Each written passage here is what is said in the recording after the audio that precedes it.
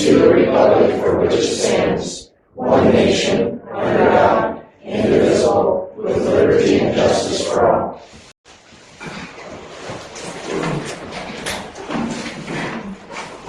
Can I get approval of the agenda? Mayor, I make a motion to approve the agenda. I second.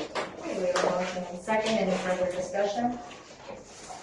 All in favor say aye. Aye. All those opposed, same sign. Can we get approval of the minutes of the regular meeting and executive session of Monday, September 18th, 2023? So moved. Second. Okay, we have a motion and second. Any further discussion? All in favor say Aye. Aye. All those opposed, same sign. Any nominations for recognition? We have 2 certificates of recognition. The first one is for Dick and Bonnie Rich for their hard work and dedication for the Newcastle residents with their annual wine and shirt. So how many cars this year? 162, Wow. What's the record? a little over 200. So we were close. Thank you. Well, thank you and the whole Rich family. A lot of you Yeah, it guys do a takes- lot of work yeah. on it. Thank you. And you can tell them what you picked out for Mayor's Award. You remember? A car. A car that didn't look real. A 51 Nash Rambler from Musk. And it still didn't look real. It's a pretty cool looking car. She didn't get to pick out her Chevelle. I know.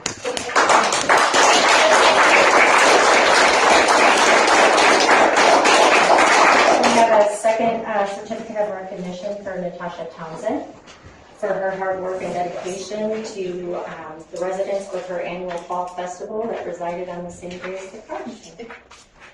So how many did you have? It ended up being 48 vendors. Wow, so that's cool. That's cool. That's awesome. Yeah. Very Well, cool. thank you very much.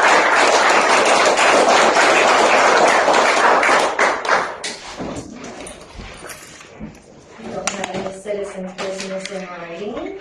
Citizens' business in verbal, number 1, Don Taylor.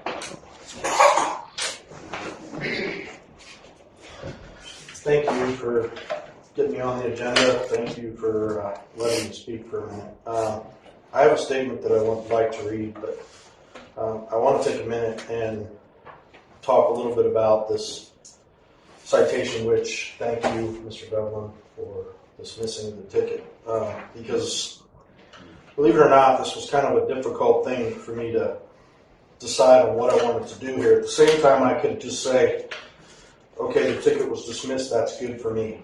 But my problem with this was a little bit more than that. So I'll read the statement and then I'd be happy to answer questions or be gotten back to on this, because one of the problems I had with this, and you did today, I was at dinner and I couldn't talk at the time, but you did try to reach out to me.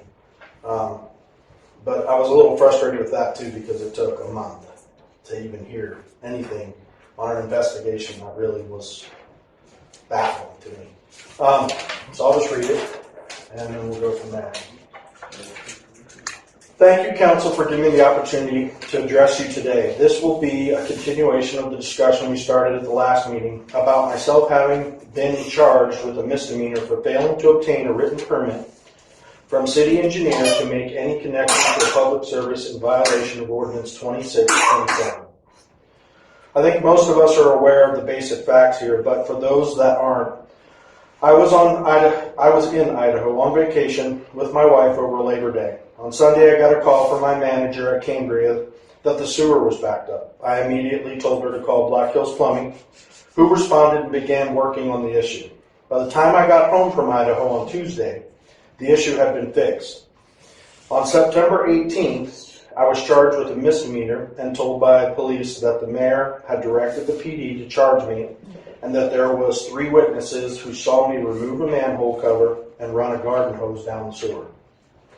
First and foremost, I'd like to thank all of you who voiced your support of the ticket being dismissed, which the City Council did, and I thank you for that. After hearing the explanation about what occurred, second, I would also like to thank Mr. Hughes, the city attorney, who ensured that the legal process and systems were followed after learning about the issue at the last meeting. Mr. Hughes utilized his legal discretion to ensure a violation of my constitutional rights was not compounded by an unwarranted prosecution and dismissed the charge. His dedication ensured that the prosecution of an unwarranted charge stopped. I thank God that I had the will and platform to question this and the resources to hire a good attorney who could guide me and advocate for me through this process, which brings me to the issue that I want to talk about today. There's still a serious failure of process prior to the issuance reaching Mr. Hughes' desk. I was charged with a crime and ordered to appear in court without there being a single shred of evidence that I had committed the crime. Even the most rudimentary of investigations would have confirmed that I wasn't even in the state when the action took place. What is worse is after you look a little deeper, the fact is there wasn't even a violation of the city ordinance under which I was charged by anybody. So not only could I have not committed the crime charge, no crime was even committed, yet I was charged in violation of my constitutional rights. This should have never happened to anybody. So how did it happen? And maybe more importantly, how often does it happen? What happens to folks in this community that don't have the will to stand up and the platform to speak or the resources to hire the attorney? This is my folder just for a month from the attorneys back and forth on what we were supposed to do about this. So, as I said, how did this happen? You as the city council need to get to the bottom of this. It's your responsibility to find out why this happened and institute the changes needed to ensure that it doesn't happen to anyone, to the people of this community. Is this a one-shot oversight? It must be improved. If any of the public servants have failed, they must be held accountable. Our system and our public servants have to serve and be accountable to our citizens. I am, just like you guys are. The police department needs autonomy to investigate a potential crime and to charge when they deem that they believe probable cause is estimated to charge someone with a crime. Interfering with that autonomy and dictating charges from a higher up undermines the public trust in our law enforcement. This simply cannot go on. Madam Mayor, why were you even involved in this investigation? How often are you involved in criminal investigations? And what criminal investigation or legal training do you have to qualify you to direct a criminal investigation and dictate criminal charges? Your actions have undermined the public trust in city police. And Ms. Mayor, you have the obligation of shedding light on your actions to ensure the public trust is restored and to temper your future actions to ensure you're not violating the autonomy of our city law enforcement. I'm about to hand you a public notice. This is where I struggled with this because I support Pam, I support you, Mayor, and think you've done a lot of good things. We have disagreed on things, but we have always come face to face with each other and talked about those things. You were in the middle of that investigation, and the plumber, who's not here, but I have permission to speak, says you have never called him before on an issue like this. Not ever. Yet in that investigation, you never called me once. Never asked me about it. Never said, hey, what's going on? Never once did you even ask me about it. And how do you do an investigation without questioning me on it? You left me totally out of the loop. And every time we've had issues, I thought about it long and hard. Every time we've had issues, I've come down to your store, I've sat down with you, I said, why are you doing this? I don't understand this. I agree with you, I don't agree with you. Some might say, well, be the better person, you drop the charges. But my question is I'm also a public servant and a county commissioner. So this entire month, there's half of the town that goes, hey, you think you can break the law and get away with it. And then there's half the town that says, hey, you can't let her get away with that. Why was she in the middle of it in the first place? The question is very simple. Why did it even happen? Because I wasn't even here. Now, Attorney Dublin, you made a point that somebody's not telling the truth out of the workers up there. Or it could be Black Hills, or it could be the city employees. That's great, but I did the same thing that you should have done, and I went to them and said, hey, did someone do this? I need to know what happened here. I called the plumber when I was told to call the plumber, and I did it that day. So not only was I not just letting the problem go on a holiday weekend, I was doing what I should have done. Call the plumbers, plumber, you handle it.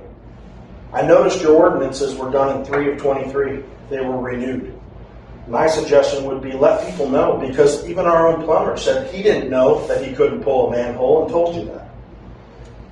You should have given me at least the benefit that I've given you many times and said, hey, what's the deal? But you didn't. You just, bam, here you go. It needs to stop. And I'm giving you a letter, and I brought it for everybody. I'm asking for a public records request, which is within my rights to check out why this happened. Because you've given me no explanation up until today. You did try to call me, which I appreciate.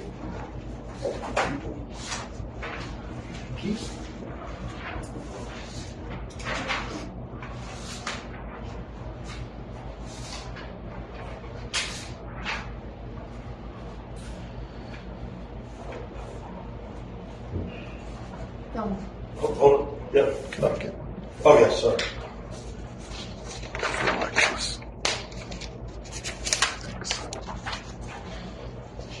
The thing that bothers me about this most is you can say, well, we dismissed it. We got to the bottom of it. We solved the problem. And you could say that. But it took a month without any response from you. A pile of paperwork, which could you say, well, it would have been dismissed if I didn't get an attorney? Well, that's easy to say. But for a month, I got no communication on what was going on. I had an obligation to look out for myself. If you were criminally charged, you would have done the same thing. So I have an attorney. I questioned him on what I needed to do. This is the direction that I feel like I should go because there was no explanation and I feel like I was owed one. I haven't got to the part yet where the attorneys are attorneys. I'm not picking on Mr. Dublin, but my attorney's the same way. He says they could be on the hook for up to $250,000 because your civil rights were broken. Whether that would be true or not, we'd have to go to court. But I'd say I have a pretty good case here considering the attorney himself said, I shouldn't have been charged with this case. I shouldn't have had to get an attorney. But as a public service, I don't want my reputation ruined either. But what's really disheartening is that it seems as you have no problem doing that to me. And that's the part that I have a problem with. So I do appreciate the effort. I do appreciate you guys doing that. And I just want to say thank you for removing the ticket. But I am asking for this records request because I want to know how it happened. And I am going to go forward with at least recovering the costs that I had to get an attorney to fight this because it shouldn't have taken a month to know that I wasn't even a part of it. So thank you. Any questions? May I respond? Yeah, absolutely. Okay, so it happened on a holiday weekend. The supervisor was out of town, and I don't know how Justin or your staff went to check out this incident, correct? Yes. And they came to me because he was out of town. And I said, okay, well, why don't you guys write reports, says he's out of town, so when he gets back. They said they talked to a Billy Who? at the plumbing. Billy? I don't know Billy, but go ahead. If they're at the plumbing, I wouldn't know. But. And so because the one employee talked to the employee that's part of the plumbing, I said, okay, well, we'll need to get a statement from them. So all of that was given to the supervisor. The supervisor then turned it over. Sergeant Thompson wasn't here, and it was directed to go to Officer Miles. So that's how that all happened. And I appreciate that. I also tried to figure out, how I got to be an eyewitness of when I wasn't there. But the only maintenance guy that I have, I got a statement from him, which is notarized, that said the only time he uses a garden hose is for when he's watering the grass. That's it. So maybe he's lying. I figured maybe he thought he was going to lose his job because that's honestly what I thought. But at the same time, I can't prove that, just as you can't say, I saw you put the garden hose and take the manhole cover Who off. said you put the garden hose? I told you in the meeting that it was Peg that told me she was sorry that she was supposed to relay that you said you had 3 eyewitnesses that I did it. And I relayed that at the last meeting. That was my biggest thing about this. And if that's the case, even if you didn't tell Peg, I remember you saying at the meeting that you told whoever the fill-in was, and I'm sorry I don't know your name. It's natural to think that Pam or that the Peg went up there and said, "Hey, this isn't for me. I was told to give this." And the other problem is you gave it. Why did you wait almost 3 weeks to give me a ticket and write that on the ticket? It was when I got the paperwork from. And still in that time, not one call to me. Not one question to say, "Hey, what's going on up there?" Your city people came up and I told you, they came up in a car. They said, "Hey, I understand you're in the sewer." I said, "Well, we had a sewer backup. I don't know exactly what they're doing, but yeah, they're down there working." And you know what? They got in their car and they drove away. They didn't even go down there. Well, I did not direct Peg to go up there. And I know she didn't tell you that I directed her to go up there. Well, And I'm just saying, there's fault on all sides, okay? I'm just trying to clarify some of the comments that you made. how is there fault on me who got the ticket? I wasn't even there. Mr. Taylor, if I may. Yeah.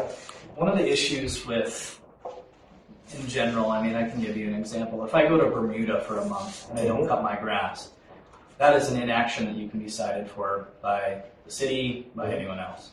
Under the ordinance that we're talking about right now, there were 3 witnesses, at least in their statements, stating that they had found a hose coming out of the manhole after you, and in the meeting that you attended the last time, you stated with the plumber here, you directed them to come and fix it. Mm-hmm. In the ordinance itself, it does apply to the owners of the property as well as their agents. Mm-hmm. Now, just because, and this is the reason primarily why I did dismiss it, just because you can do something doesn't mean you necessarily should. I think that's poorly written if you want to know the truth. Right. But to be fair, whether you were there or not, you are the owner of the property, correct? Correct, except for one thing. That manhole's not on my property. No, it would be city property, right? It's on the street. So who's to say those manholes they're not locked? That's what I'm saying is saying that I did it when I wasn't there and the manhole being on my property. What it means is that I could go to the neighbor next door.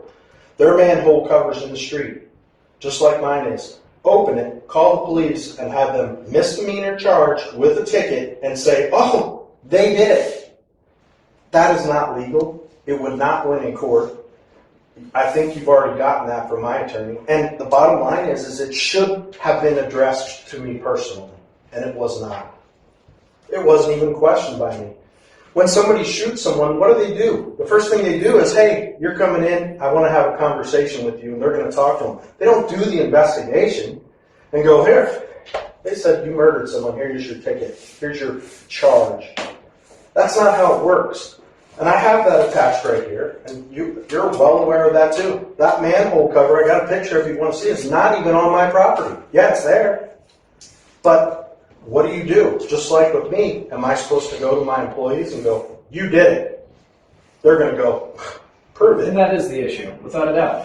The thing is, this isn't an ordinance governing your property, it's governing city property. Right. But the city property wasn't touched by me, and you can't prove it was touched by anybody at my work. Nobody, except for maybe the plumber, who didn't even know he has to get permission to open a manhole. Who's a Just because licensed he plumber. doesn't know, and he's an agent of yours that you're directed, correct? Mhm. Is ignorance of the law an excuse in court? Then you would charge him, not me. You don't get to charge me because you didn't. I wasn't It even there. allows in the ordinance, and again, Mr. Taylor, it allows in the ordinance for us to charge the owner or the agents. The reason being, and it's not to punish the citizens of Newcastle, it's so that they don't go in there and die because they don't know what they're doing. People point go well into made. sewers all the time yearly and die in them because they don't have the proper permit, they don't know what they're doing. Well, and they then go here's in. what I would suggest. You put an officer out at that manhole 24 hours a day, 7 days a week. Because I have seen the kids play in those manholes, or just playing on with their little trucks and whatever. You better start doing that, because what are you gonna do? Charge the kid or charge me? Because my property is on that road. That case can be argued all day long, and I think you're gonna lose. But we can go do that if that's what you wanna do. But I'm appreciative that it was dismissed. It should have been addressed to me. And I would have gladly said, yeah, I called the plumber like I always do. This is escalating a little Yeah. bit, and I think like the whole point of you coming in tonight was to thank us for not pursuing Correct. the charges. Correct. So whether they would have worked or wouldn't have worked, I think is a moot point. So I appreciate you coming in and telling us that we did a good job, Commissioner Taylor. And then Stacy, how much would it cost for the public records search? For my public records, what I would have would be the recording from the last meeting and the minutes is all I would have. I Okay. have the letters, and you have the letters. Well, what the letter states is that he just doesn't, he wants the fees waived if they exceed $100. So will they exceed $100? I wouldn't have any. That's fine. There's still these costs. And that's really what I'm saying is, I shouldn't have had to hire a lawyer. Shouldn't have. And maybe you would have dropped it, and maybe you wouldn't. If I would have said nothing and just went and paid the ticket, who knows? Can I ask one more question? Sure. We talked about this today, Stacy and I did, and I don't know if I talked to you about it. But, you know, we approve licensing and bonding of utility workers in our town. Mm-hmm. Plumbers, electricians. We talked about making sure that they sign out, that they get a copy of the ordinance that pertains, so they are educated and have the knowledge. And I think that's awesome. But it still doesn't answer why you were in the middle of that investigation and I didn't get a call about it once. Well, I don't know how I'm in the middle of the investigation. You shouldn't have. You made the call to the plumber twice. I called them once. No, and if I have to get him in, you called him twice because you also told him the manhole's open 4 inches. I know you can check my phone record if you like. But no, that's. Thank you for doing that, but also it was an incredible waste of time. Can I ask one question? Sure. You stated at our last meeting that you got permission as well as, Black Hills Public got permission to go in the manhole. Who did you talk to? No, I didn't say I got permission. The plumber said, and he called, and it was a holiday weekend and got verbal permission. We can replay that if you'd like to, but I never said anything. I just called the plumber, like I normally would do. Okay. I was just asking when they got permission. I called the plumber, we had a backup, he came. I wasn't here to do that, but he said he got verbal permission from somebody because it was a holiday weekend. So yeah, he did say that. Thank you. Mr. Taylor, for what it's worth, we can argue the merits of the case all day. The main point, frankly, I think with the dismissal, I think that shows. I don't think you should be liable for something like that where it's completely tangential. And I appreciate that very much. I also shouldn't be liable to have to go through all that. And that was the reason I was dismissed. And I appreciate it very much. Could I ask you what are your attorney's fees that you're I haven't got the bill pay? yet, but I don't know. But I will And you gladly. want us to pay those? I just want it to be even. I don't want to have to expend money to do that. I want it to be even because I don't think I should have had to do it in the first place. And honestly, again, I think Pam's done a lot of good things here. But if she would have called and somebody would have communicated that we're going to work on this, the only person that really did that at any length was Mr. Dublin to my attorney. It shouldn't have gone on that long. I agree. Gary, When did you? can I ask you, does Peg wear a camera, desk camera? Yes. Body camera? Yes. Okay. Just thank you. That was just for my own information. Send you like a copy of them as well. Anything, I would love it. Yes, that's fine.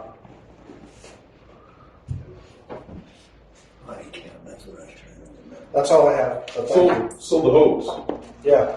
was it coming from a sump pump?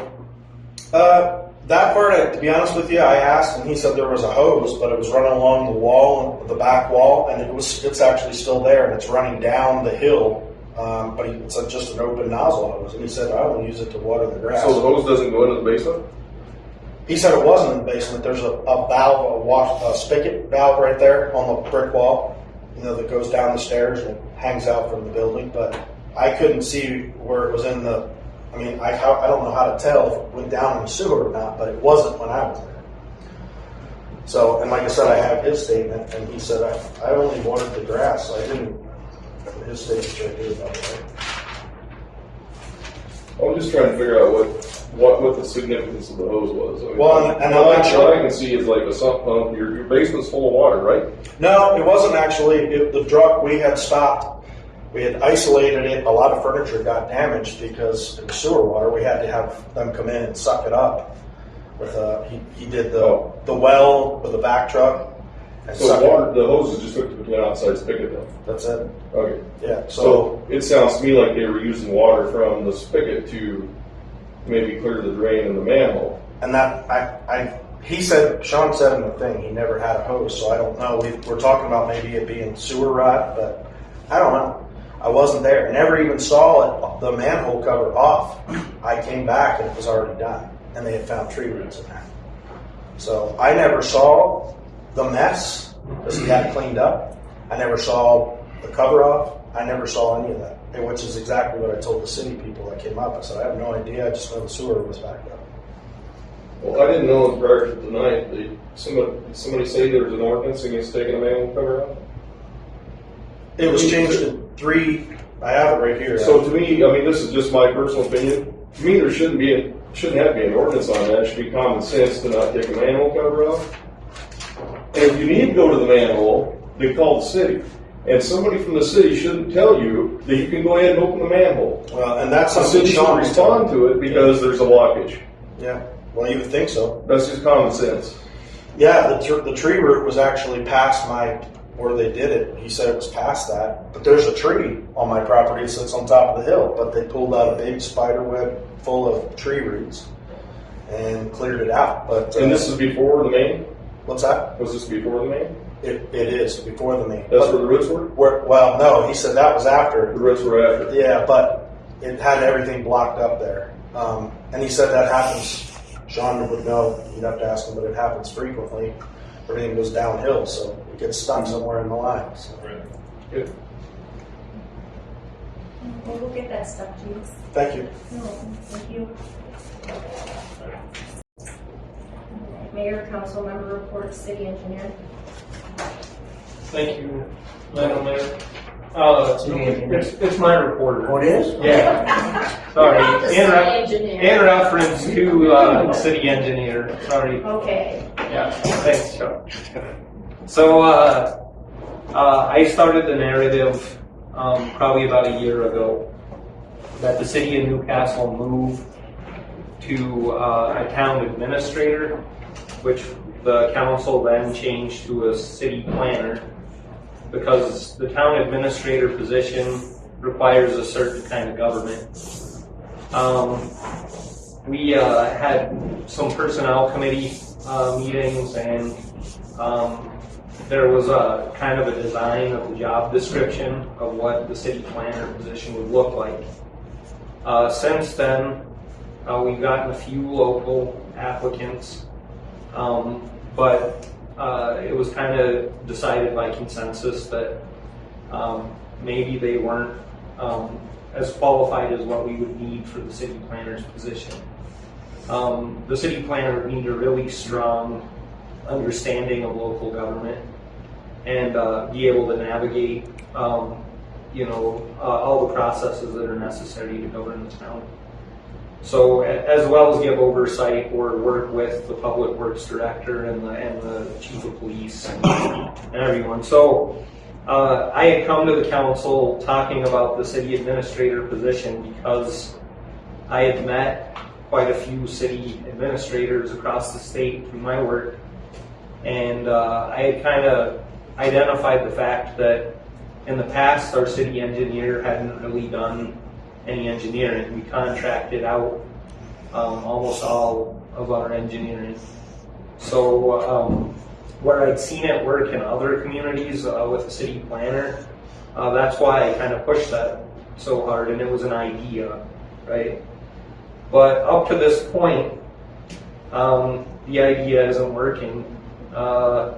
We have been, somehow the applications have been coming in on an international website, and we've been getting applicants from Nigeria and Dubai and places across the pond,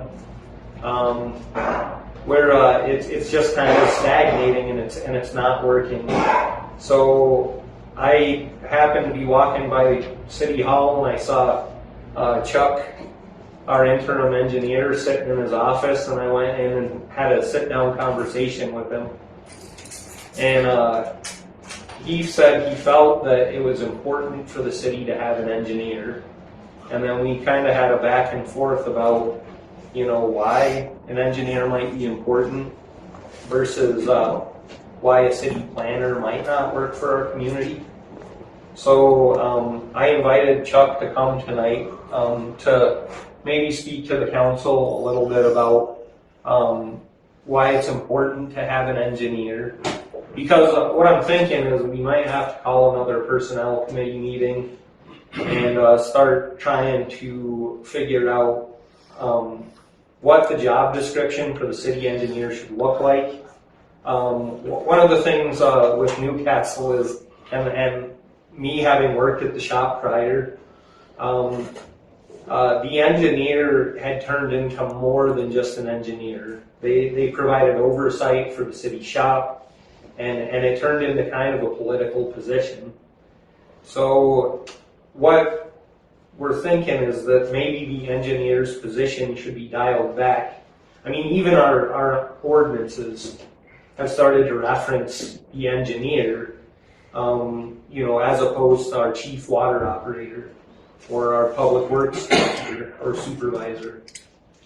So it's been a process that's been going on for years, and it's kind of convoluted some of our ordinances and how we would do things. The chief water operator and the chief wastewater operator is responsible for the infrastructure that they're the chief of, not the city engineer. So it would probably require, depending on how this all works out, it would require us dialing back a significant amount of our ordinances to remove the engineer and actually give the cite the person who's actually responsible for the infrastructure and the water that comes in and the wastewater that leaves. But anyway, so I invited Chuck. So I think I'll give up the floor, and Chuck, could you please just tell us what you think the engineering position should look like for our town? Well, I guess bringing up a sore subject, but I think even your ordinance on opening manholes refers to the engineer, which it should not. It should be public works director. But I don't know, your engineer needs to be taking care of all your documents, your plans, specs, whatever. Even a lot of the smaller projects should be done in-house. Say a typical paving project, $300,000. A consultant generally charges 20%. So 20% of that's going to be $60,000. So that's probably going to pay more than half of the salary just by one project. And again, a paving project, I think we did it in 2 weeks? Yeah. So again, there's a lot of small projects, there's drainage projects, there's street projects, even replacing, 4 blocks of sewer. One engineer should be able to do that for the city. And again, I can just see lots of savings. As far as the zoning side, I think the city engineer ought to be in charge of the zoning. All the zoning maps, when we get the plotter up and running, we're going to be able to generate new city maps, zoning maps, water and sewer maps, so forth. That's what your engineer should be doing. There's just a lot of personally, I think the public works director should be above the city engineer, more or less working together, but he should be, the engineer should be working under the public works director. Is there any questions? Do you want the job? Are you applying for the job? Do I have to answer that? So while we were having our discussion, Chuck was showing me some cars that he'd like to work on, and he was showing. Want to work full time. Yeah, he kind of came out of retirement to fit our bill and to help our community, and I think he'd rather be working on his cars. So the thing is the way that Chuck has been working with the public works supervisor, they've been working as a team. They've been getting a lot of stuff done. He's done, some oversight on some project management. He's been helping with the grants. He's doing all of the stuff that we basically asked the other engineer to do, and then he got angry and left service with us. But he's doing the job the way that we kind of like to see it done, maybe. So if we have a personnel committee meeting, would you join to kind of help them Yes. write the job description that they're looking for? Yes. And would you be willing to be on the interview panel? Yes. Perfect. And once, So, yeah. can you send out an email to the personnel committee and have them, because Don's not here, and maybe see what works with all their studies? Okay. Perfect. I might add too that I've not heard one person in the public complain about I know. You haven't talked to enough people. it. Oh, yeah, I would have. We heard a lot about others. If I may, Madam Mayor, I really support this idea. Chuck and I have worked well together. We've gotten a lot of things done that I know I couldn't have done by myself. And it's been a big help. And the cost savings for some of these projects we're looking at, it could be in $1 million, $1.5 million easy. Maybe you've got friends out there. Would like it. I think you need to get somebody that probably has somewhere between 5 and 10 years experience and has a PE for Right. sure. Right. But yes, it's going to take a while to find the right person. And if somebody doesn't want to move to Newcastle, they're nuts. Well, Stacy's gonna A lot of get an people email don't. out, so, to you and Greg and then the personnel committee, and we're excited to see what comes to us. I didn't know, Dublin, if there was any action on my part that we need to do, or should we just leave the city planner position alone for now? I mean, if you're not gonna actually change it, it's not. Table it? Yeah, because the personnel committee's gonna There be, you go. yeah.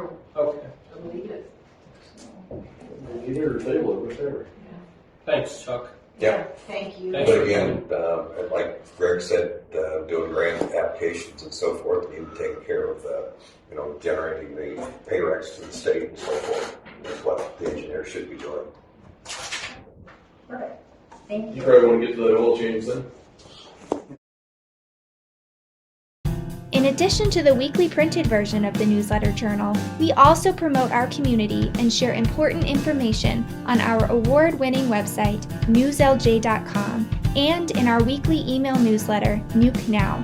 We also connect with readers through various social media platforms and invite you to check us out on Facebook, Twitter, and Instagram. You can even take a look at a recent meeting of the City Council, School Board, or County Commission on our YouTube channel. We do hope that you will go to newslj.com and subscribe today, and we look forward to making all of our great content available to you. But regardless of your level of support, we thank you from the bottom of our hearts for doing your part to preserve a free and independent local press. He sells oil. That's not what I was talking about. Okay, moving on to number 2, law enforcement. Thank you, Madam Mayor. So, over the last couple of meetings, I've brought up that, I've been approached by many of my constituents about county policing versus maintaining our current police department. Since then, I've been contacted by a few more of my constituents. One of them was really in favor of moving to county policing. I talked to a couple on the street today that were in support of moving to county policing, but then I also talked to a couple of constituents that are not in favor. One of them trolled me on Facebook, so I got her number and I called and had dialogue with her.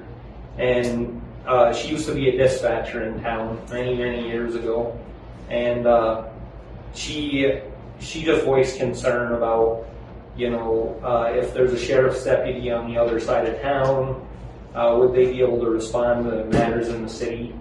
That would require kind of an agreement, right? Like what Sundance has with Crook County Sheriff's Department. So level of coverage, I don't think is going to be an issue if we have a strong agreement. But then I also want to bring up the fact that I think that we need to have a town hall, because there's all kinds of, we could really get into the weeds in researching this, but if the community is not in support, which I think there's more people right now that are in support than there aren't. So we need to, based on what I've gotten from my constituents, we would need to have a town hall and kind of figure out where the community's mind is at. If they come in and say we don't want county policing, then it won't be necessary to go and do the level of research that's required to figure out if we should even move to county policing. So I think it's really based on what our constituents want, and what they want us to do for our community. So I would urge the city council to consider that we can set a time and a date for a town hall in reference to whether we do county policing or we maintain the police department.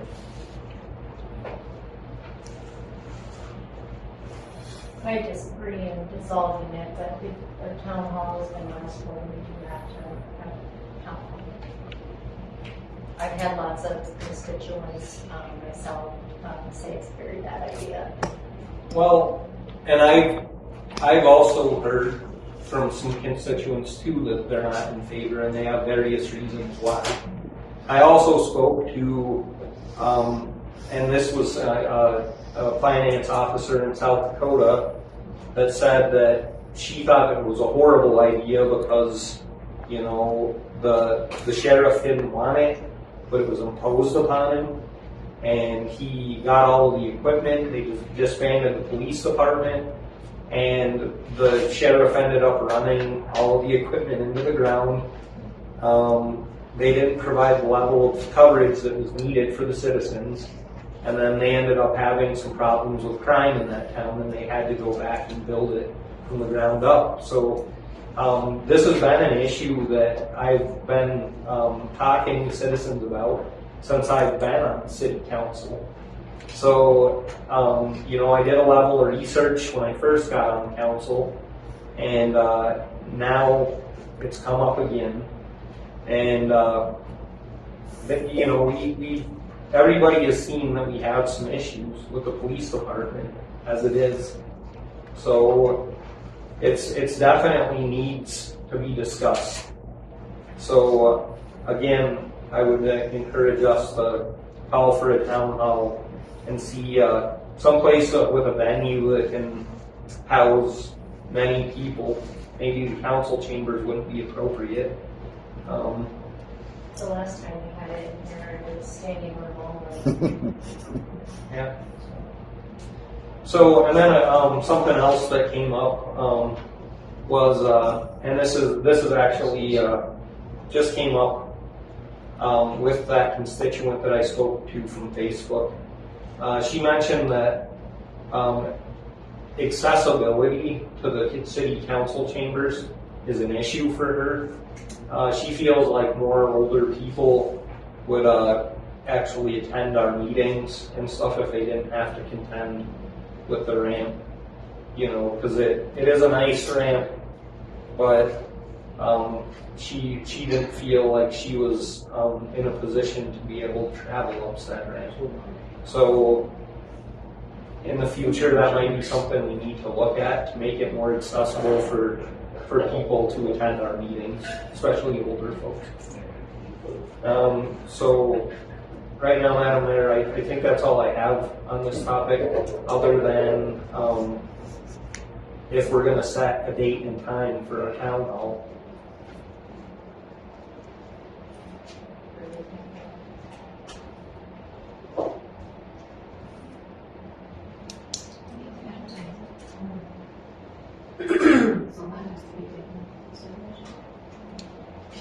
And what did you say?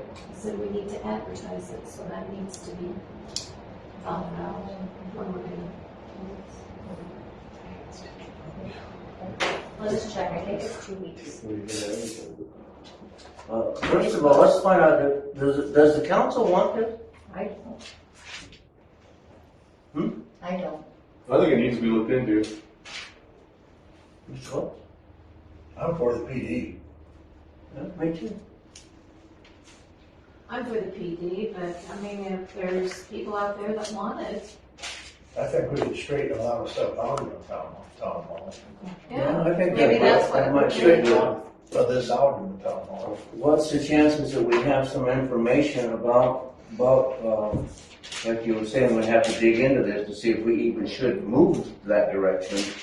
We should have maybe some kind of information like that before we walk into a town hall too. So the whole See where we're gonna save any money. the whole reason that I brought up this subject is because I have getting pressure from my constituents, For PD. and the way that I handle our local government is I go out and talk to people. And just like Madness in Maine the other day, I approached 20 individuals on the street and I talked to them and I said, what is your opinion on moving to county policing or maintaining our current So police are you department? starting this conversation, or do they come to you and say? I was getting pressure from constituents that were coming to me talking about it. And then, since it came up and it's something that I felt needed looked into, I started bringing it up to random citizens, constituents on the street. At Madness on Main, we had. You know, part of that, I saw you kind of smirk. if I may interject here, part of this is nobody knows what's going on with the chief. Everybody wants to know what's going on. Nobody can tell them because we don't know. So Well, there's he's an been back in issue, town there's for a a month major and issue hasn't right there. anybody. Excuse me? I say, he's been back in town for a month and hasn't. Do you know anything about it? No, I don't know. Precisely. It's a personnel issue. I understand that. I understand that, but the people want to know. Yeah, well, So here we are, I mean, everybody and their dog, but, well, what are we still paying for? Well, nobody knows the particulars. 18 for 20 of the people that I contacted on the street at Madness on Main were in favor of moving to county policing. 2 of them voiced a concern and wanted to stay with the current police department. okay, I'm not against having this town hall at all. My question is, what kind of information should we get to give to the people so they can make a decision? Up to this point, Councilman Voss, the sheriff has voiced interest in entertaining this if the constituents are in favor of this. I've approached 2 county commissioners. They were in favor of entertaining this if our constituents want it, right? So that's the purpose of the town hall. Other counties in our state, Sublette County, moved to county policing. So there's an avenue for some kind of a narrative and some questions to find out how their citizens are, if they like it or if they don't, so, but I didn't really want to get into the weeds about it if our constituents aren't in favor. If they're not in favor, then we don't need to have this conversation anymore.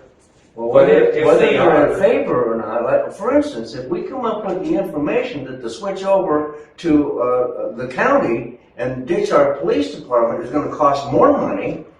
Now, see, right now, it's like, oh yeah, well, we'll switch over that because we like the sheriff, he's a nice guy with whiskers. But if they know the facts, they might not choose to do that. So, another thing that makes it attractive.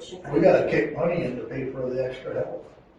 The city's gonna have to So, buy the stuff, the county's If For the gonna department contract that exists service. already and it takes care of the county, the city is in the county. I don't know why you guys can't figure that out. So, If the county is the law enforcement, they're the law enforcement, and they take care of the town. but to provide extra coverage within city limits, right, you would need more personnel. It would need to be funded. That's all something that would come out in some kind of a service agreement, right? But, and then we still need someone to enforce our ordinances. But again, And the dispatchers are under the PD. the Joint Powers Board, They will be under. they're gonna be under the Joint Powers Board. It's moving forward nicely right now, as far as I know. So pretty soon they're gonna be under the Joint Powers Board. That's gonna be a separate entity Which is funded by, by the citizens, county, like it's its own entity. and the city. Yeah, we're gonna have to pay for service. So, and then that's another thing too is, all of the finance officers and people that I've spoken to, I haven't spoken to anybody in Crook County. I don't know what kind of savings they're getting there. But some of the people that I had talked to prior said they saved a lot of money moving to county policing versus city policing. And, it's a great cost to run a police department. So do we Right. want to worry about saving money, or do we want to make sure we have? We gotta make sure that we have the level of coverage that's required. But if that comes, if the level of coverage is equal, and we're saving even half of our $1.5 million budget, then there's a lot of good that we could do with that money. Plus, the conversations that I've had with the sheriff and with the county commissioners was that it was their intention to keep all of the personnel that we currently have. But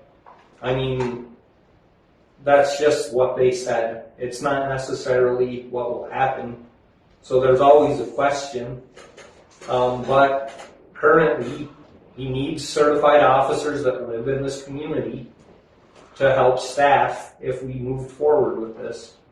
And we might even be able to look at it too for the school resources officer position.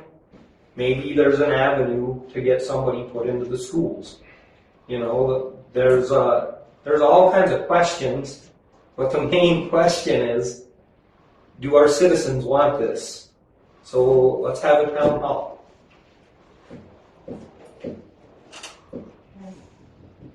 Well, the book says 8 hours, but we feel that 2 weeks would be best. So people can plan and make their schedule clear. So we'll find a place that we can hold it at, and then we'll get a date set.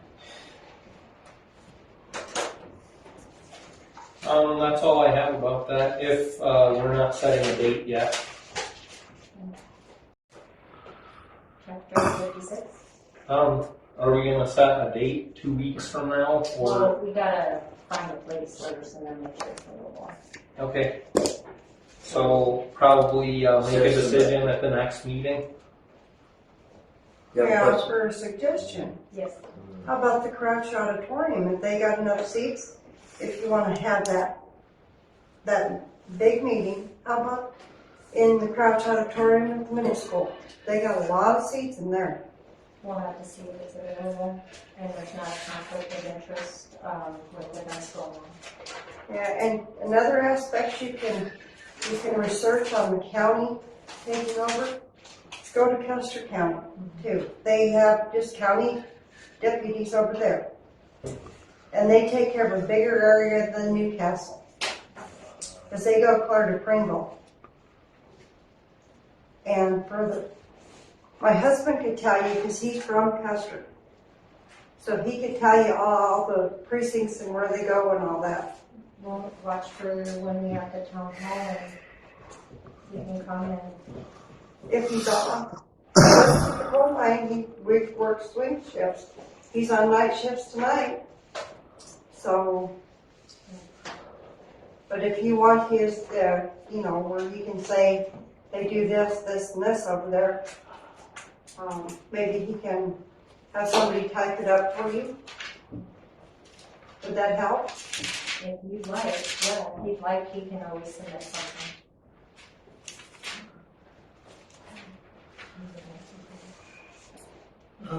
Just to make sure we're on the up and up on this, if we do, I would like the council to have a motion stating that once a venue is found, then to allow Stacy to set a date for that. I make a motion that once a venue is found, then we can allow Stacy to set the date and time.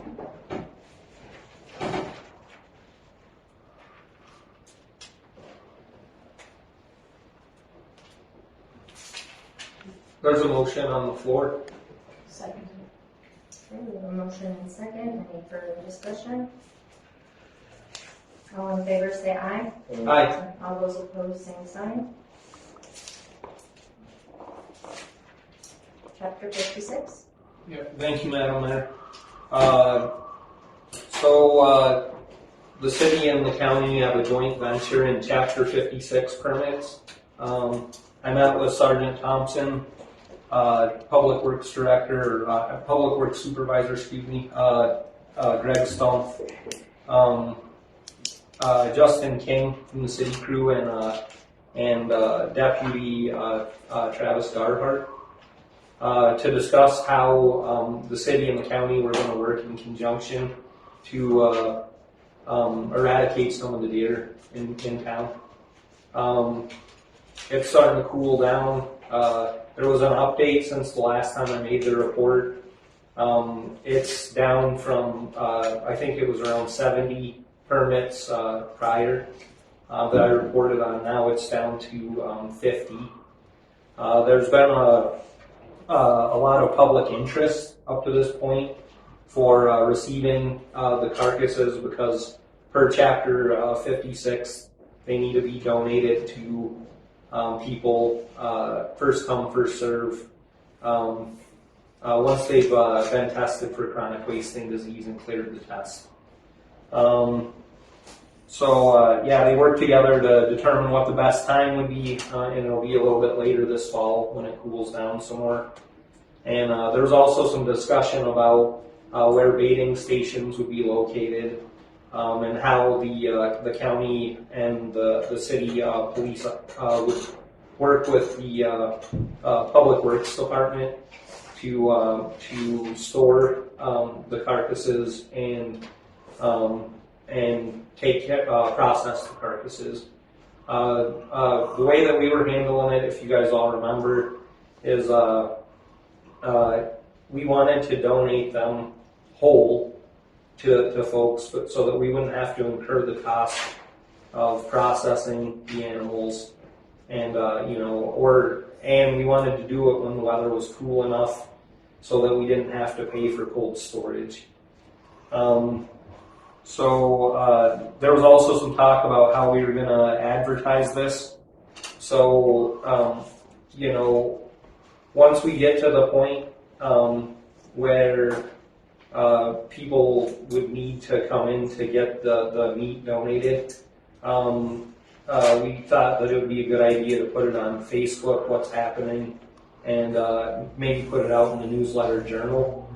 And then we'd also have folks contact the city office, and some of the public works staff that were interested in assisting with this said that we could provide their phone numbers.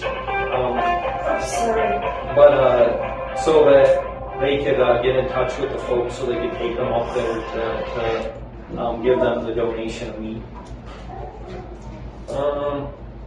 Sergeant Thompson, am I missing anything? Greg, am I missing?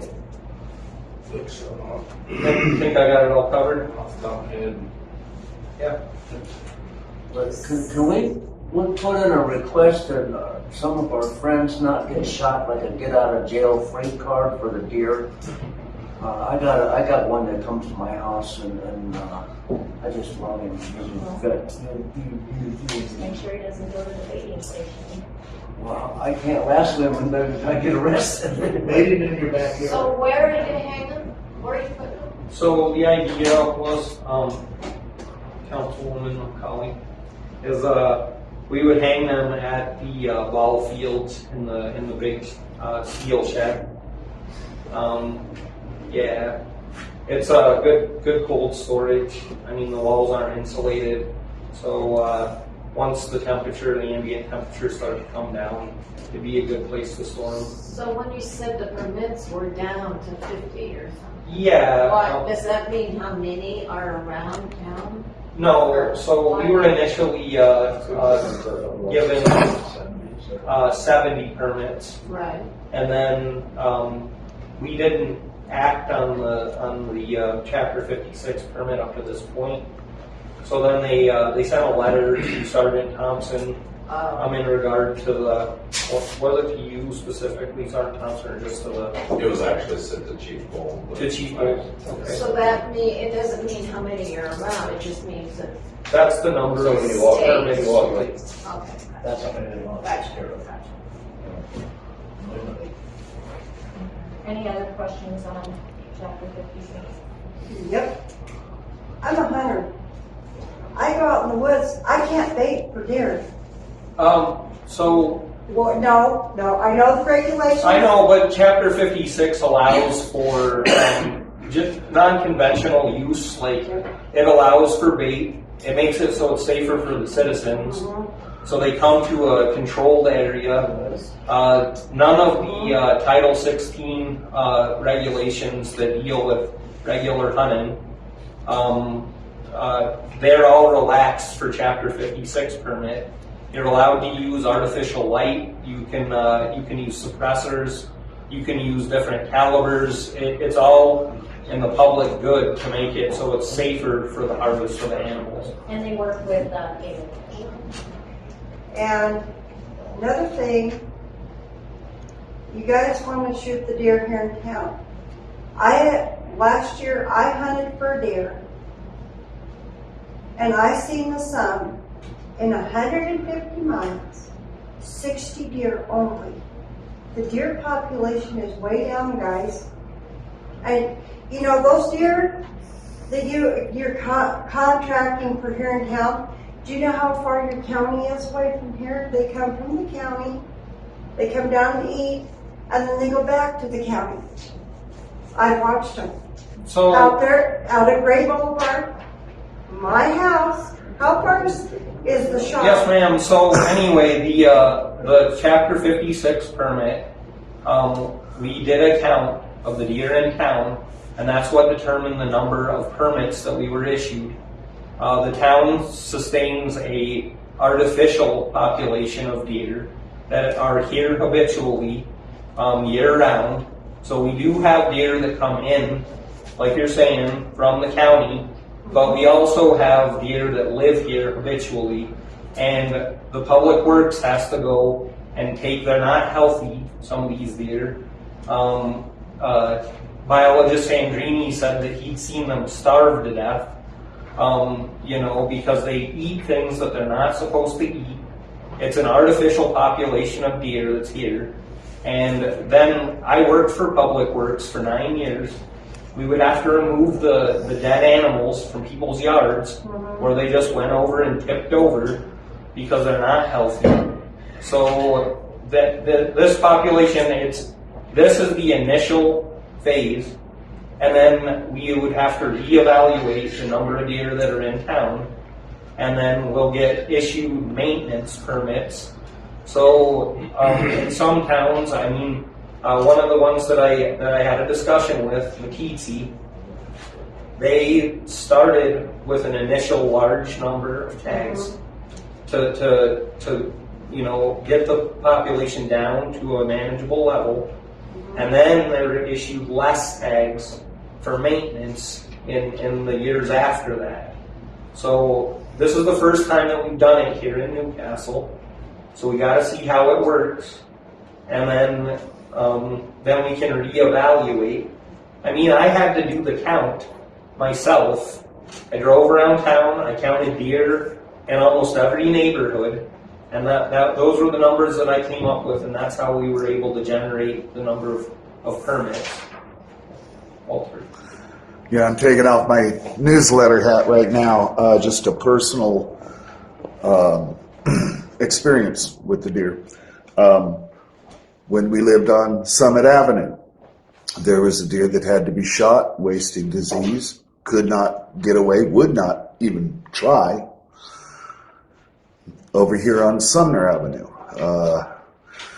had to have another one. I went out there, and this thing, I could have walked up and petted it. It looked horrible. And I called out, the animal control, and he came out and shot it. We've had deer living underneath that big spruce tree right next to the Hunt Law Agency there almost year round. You go out there, they start running across the street. And those deer don't go into the county. So that's on the opposite side of what she has noticed. But for me to live in 2 houses and have 2 deer within 5 years have to be shot on my property because of this wasting disease, to me, that's a problem. And that's another thing that Chapter 56 allows for, is some of these deer aren't fit to eat. No. So once they're removed from the population, then the city works personnel or the sheriff's deputy or the police can look at it, and if it doesn't look fit for human consumption, then they can contact the game warden to come and make the ultimate decision whether or not it's going to be used for human consumption if it looks unfit to eat. So the communities that I've spoken with that have used Chapter 56, they had positive comments to say about it because they were having the same problem that Newcastle's having with dead and diseased animals, dead animals in people's yards, diseased animals. Also, vehicle collisions with animals went down. There's a purpose behind it. When you have an overabundance of a critter in town, then there's a reason to try to nip that in the bud. Go ahead, Chuck. Well, it seems like 34 years ago when dogs were allowed to run around town, there was not a deer problem here. So maybe 1 week a month we had to let all the dogs out. That's how this started. There was someone who had a deer in their yard, and the dog darted out their door, chased the deer, who ran into someone's post on a patio, and they had to come out and shoot the deer, and then the person got cited both by the police and the Game and Fish for a dog at large. That happened in our neighborhood, Tom. So that's how this came about. And then we had Game and Fish come in, and they talked about Title 56, and then it got handed over. Actually, I beg to differ, Madam Mayor. I volunteered to look into it because I was interested in Chapter 56 from finding out about it through my work and having been on the city shop and had to haul the carcasses out of the yards in August when, Oh, God. you know, they've been there for a week, you know, so. And when are, like, is this gonna have to happen during open season, like the 1st through the 15th of? No, this can happen at any time of the year that you want it to happen on, but the best time is after hunting season's over. Who decides? It was just a suggestion. Our Chapter 56 permit started January 1st of this year. When's it over? December 31st of this year. Oh, so. And then we have to renew it after the 1st of the year. Okay. So if we do nothing until the 31st, my deer can live, huh? Yes. Is there anything else on Chapter 56? That's all I have, Madam Mayor. Thank you. Old business, Dole Avenue drainage. We've researched, I've looked at the original plat, I cannot find the drainage, we have one more place to look at the county courthouse. We'll look into that and see if we can find something else. Okay, So far, we haven't found any drainage issues. Okay, so that put it on the next agenda. Okay. Thank you. Department heads, Rick? Thank you, Madam Mayor. The Duff Avenue property, we figured out what we needed with that. They were requesting another 4 feet of, they wanted us to purchase another 4 feet of that person's property. With a 20-foot alley easement, we figured we'd just encroach into the alley by 4 foot and keep everything the way it is now. Getting closer to the closure of the landfill and opening up the other one, I'd like to request permission for myself and Attorney Hughes to negotiate sales of materials and equipment at the landfill. After we're done with our landfill, we're going to have to sell it anyway. We can sell it, correct me if I'm wrong, Attorney Hughes, but we can sell it to another government entity without bid. I think I'd have to look into that, Greg, just to be sure, but I think you'd be correct on that. Again, they did change the ordinance, or excuse me, the statutes pretty heavily, so I want to just make sure that my ducks are around. But I can look into that. Pending the review of the state statute, though, I would like to move forward if we can with negotiating the sales of different things. We have windscreens they can use, we have bulk oil storage tanks they can use, motor oil tanks they can use at the new landfill. So when the new landfill comes around, we don't have to do anything with it? All that iron that we have will probably end up in the iron pile. Yeah, Who's gonna do the work over there? over at the new landfill? Yeah. They do. Who's they? I'm out of the landfill, Western County Solid Waste District. Yeah. The city's out of the landfill business, okay. And we will have Can't go out and dig through the pile anymore, right? well, several items that we can get rid of that they could actually utilize. Yeah, I would have a motion on allowing Greg to move forward with the looking into, and then also the sale of it pending, obviously, the looking into the selling of, because it would be the property as well, correct? No property. Just equipment okay. and materials. So they do have a new statute on equipment, and that has become a little more stringent, so we'll look into that, but just pending my investigation of the statute on that. So moved. Second. Do we have a motion and a second? Any further discussion? All in favor say aye. Aye. All those opposed, same sign. Just, you do stay in contact.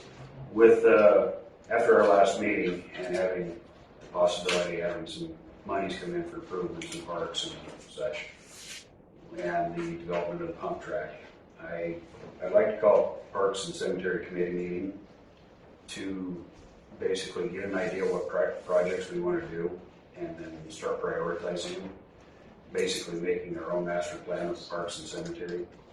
We have several things we have in the works or things we've been wanting to do for years. And I know there's other members of the council that have ideas as well. if it's a pleasure of the council, I'll email Parks Committee and we'll try and get a date and time set up.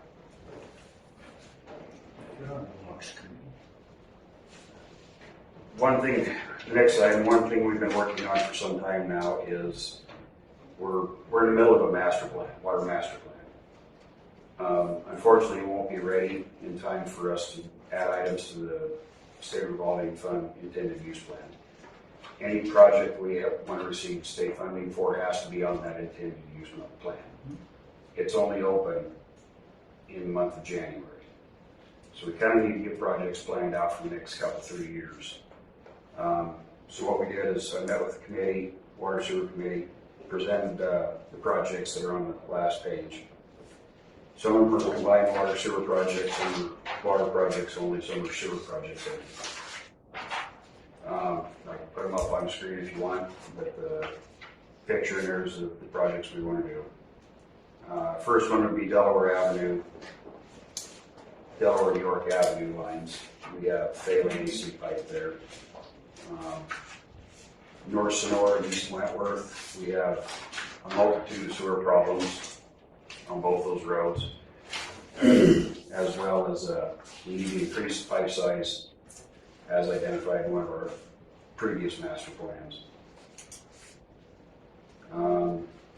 Railroad Avenue project, last winter we had a valve leak on Carter Avenue. We had to shut down that whole section of town. We had to shut off 75 homes, including the senior center, because there's no secondary feed into the area. So what we want to do is put in a secondary feed so we can actually feed it from another area, reducing the number of people that have to be affected by work in that area. The Forest Hill Way project, it would be along Forest Hill Way to continue with water replacement of Forest Hill Way. We would include Park Drive, Sunset Avenue, and we have several problems on a water main on West Road as well. So we want to replace West Road, Sunset, Forest Hill Way down to where we already started replacing it in, I think, 2003. And then be able to repave that area. That project, Sunset Avenue from 7th to just past 4th has already been replaced.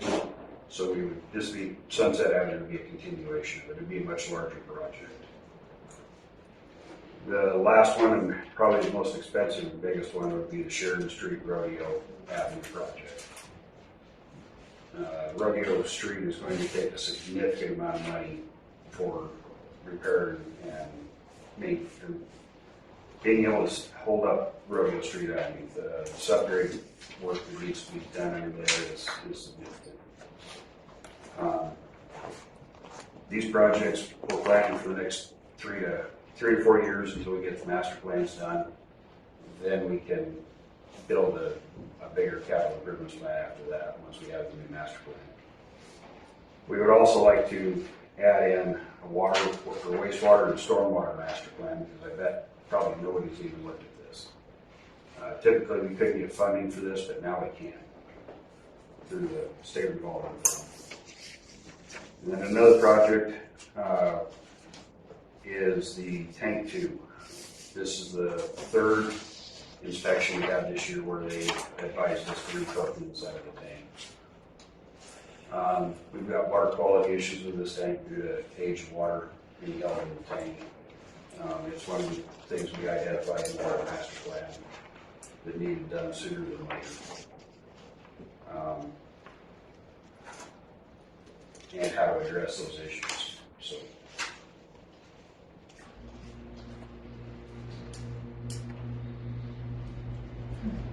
Yeah, it's a lot of work.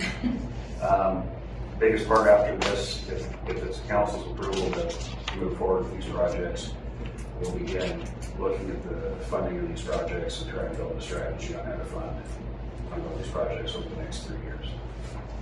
Have you met with Mark over in Upton in regards to that one corner that? Yes, last week. Is that the same type of concept? Which one? Where it's like kind of fixed everything? that's part of the strategy is we want if it's council's pleasure to move forward, things will get some costs associated with different projects. And then the strategy will build, we will build with Mark's help, of course, because he's great at it, is how to fund these projects. Do we want to do one big loan project, or do we want to do 3 smaller ones? There's advantages and disadvantages to each one, but step 1 is getting approval for these projects. So you're just asking us to go forward? Yep. When you say go forward, you're just gonna look into all this stuff? Once we've identified these projects as the ones we want to do over the next 3 years, then we will start looking at funding. And you have to have a plan to get the funding, so that's what we're doing. I make a motion that we go forward. Second. Okay, we have a motion and a second. Any further discussion? All in favor say aye. Aye. All those opposed, same sign. Thank you. Thank you, Council. One other thing we've been working on for a while, Travis Peterson's been primarily working on it. Our tree inventory we have on our GIS, we have over 1,700 trees, 28 Arbor Day trees, and several memorial trees. And I'm sure everybody's probably walked by and saw the posts. Never really knew what they were or anything like that. Well, we were able to, with a grant through State Forestry and Natural Resource District, we were able to put together a QR code and make them public. So these will be up in the city parks, along the Arboretum, and you can scan it. You can look up trees, you can query what trees what, how many, or what memorial trees you where, so on and so forth. So that's generic for all the trees, I mean, that's on all the trees? That will lead you directly to our tree inventory. And then you can pick, the trees and then get information. I also sit on the tree board, and I presented to the council in the past about this when they were moving forward with trying to get the grants about the tree inventory, and then a bunch of them were placed in the Arboretum, and it was just kind of a fun thing where you could get information on what kind of a tree it is and information about that species of tree. Cool. Yeah, Travis worked really hard on this. So it was, plus, again, we could plug, Travis was instrumental in getting our Arboretum. And we were one of the first Arboretums, and we were the first in the state to get certified. And we did it before like all of the bigger municipalities and everything. So Travis worked really hard on that. He's our version of the Lorax. Yes. The next item I have, I didn't get it on list, so I wasn't sure. We put them all. Surplus items. We've got all the serial numbers, everything like that, ready to go. So I guess I would request that the council surplus the items listed, and that way we can move forward with an auction. And I would like permission to work with Big Iron if we can. I make a motion. You have a 64 International. Tractor. Yeah. How many big iron sales have you had? One. That's a long time ago. What? A big iron sale. Yeah, no, that was our main brush off tractor until we got it. Oh. Yeah. And are you making a motion that these all I be did. labeled as surplus? Yeah, I made whatever motion. I second. Okay, we have a motion and a second. Any further discussion? All in favor say aye. Aye. All those opposed, same sign. The final thing, I promise, it's just informational. October 17th, 7 p.m. at the council chambers, we're going to have the stakeholder meeting for the Highway 16 pathway project. Say that again? The October? the October 17th at 7 p.m. right here, we'll have a stakeholder meeting for the Morrissey Road Pathways project. Cool. that's our next step besides going through some of the hoops we have to go through on other stuff. Unless there's questions. I have one question. There's a line item in claims against the city for $8,700 for a plumber on Dow Park. Yes, they did the underground work for us. They installed everything but the taps. On what? I doubt Park bathroom. Oh, it was for the bathroom. And I apologize, I do have one more thing. I'll make it quick. We've had, this month we would renew with Act 12, our computerized maintenance management system. We've worked with it for some time now, and it just isn't a good fit for us. We'd really like to move on to a different company. There's been several issues. Most of it is we thought we were getting one thing and we didn't get it. We really just think we'd have a better fit with another company. Do we get to get out of it? Yes, we can. Dublin has reviewed the contracts and it's not too big a deal to get out of it. But we'd like to move to Novo Solutions instead.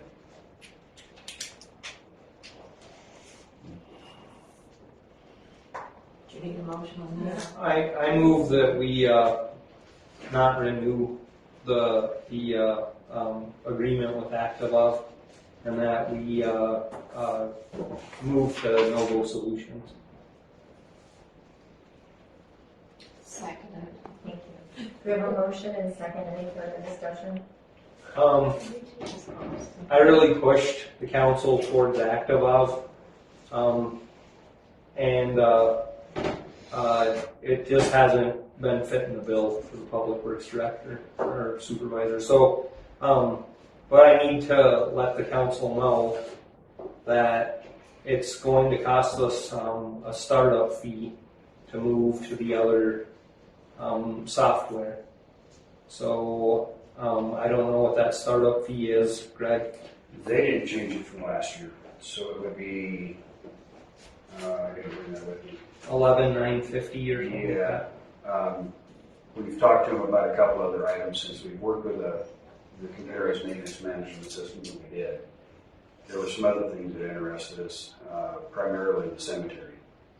One of the things Novo Solutions showed us that they can do is when Clerk Aggerty's staff enters a work order for the sale of a piece of property, it automatically updates our GIS. Where currently we have to do the work order, update the GIS, and then update the Black Mountain software. Correct me if I'm wrong. Yeah, no. So it's like it actually will reduce one step in the process. For as an example. And this is gonna cost the council $11,000? Yep. And then we have a maintenance fee after that every year. We got a dislike that asthma outfit pretty bad. It's $11,000. The problem is EPA is moving towards this and pushing everybody to move towards this. Eventually, this will be an EPA requirement. We're trying to get ahead of the ball game. That's what we're trying to do. We tried one company, didn't fit our bill very well. We'd like to go back to the company we originally thought about going with. Oh yeah. Asset management is a great thing for municipalities. It helps with capital improvements plan, identifying features of your system that need to be replaced.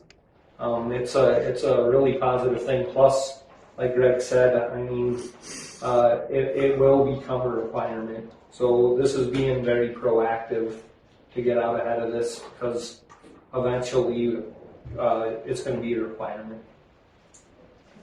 And we do have a rather aging infrastructure, and trying to keep track of everything can be rather complex. Okay. Anything else? Nope. Yeah. That, So at the dump station at the Dow Park, yeah.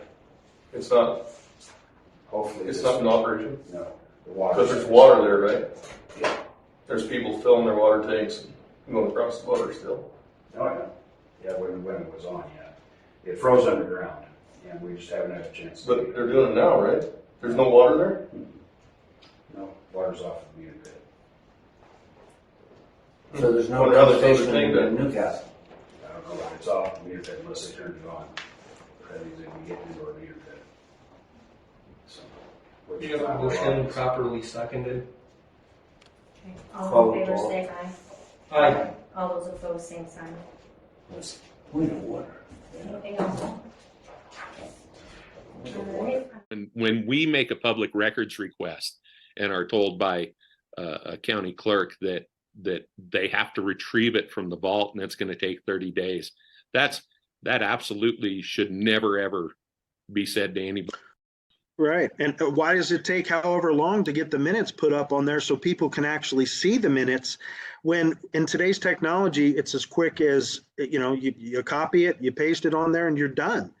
It's really the update of our website. There's a lot of things that I said it in the city council meeting just a couple days ago. All of us as commissioners and city council members, in the past, they have kicked these problems down the road, and I can list 5 right off the top. The good doctor during COVID, dispatch, the contracts with dispatch, the costs that are incurred when it comes to these Title 25s. The hospitals asked for solutions for these things. Sergeant Derek Thompson. Thank you, Madam Mayor. The first thing I have on my agenda tonight is a pay scale for the police department. I think everybody has a copy. If they don't, let me know. I have an extra, I think. One of my concerns is making sure that we're paying everybody fairly. And I actually got this scale from Greg. He said they use it for his department. And what it is basically a 1% raise per year, and then step increases for from basic officer to when you complete your peace officer basic course, to completing probation, becoming an advanced officer, professional officer, and then the ranking officers. It breaks it all down for you. And then I gave everybody 2 other sheets of paper that kind of break down, hopefully not too confusingly, what it would cost us on an annual basis to go to this pay schedule, or an estimated cost. Obviously, you can't say that it's going to be exact, but I guess first of all, does anybody have any questions on that I can answer? And I've been working with the police committee on this, and they seem to agree, I guess. So I was just going to mention, we've had 2 meetings on this, and today we had another one with Donnie Stevenson on the phone with us, and the mayor was present too. And we went thoroughly through this, and it's a decent plan.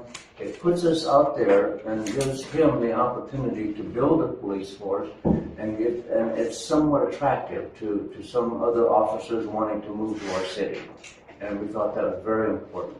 And I think Derek, Officer Thompson, did a real nice job on this.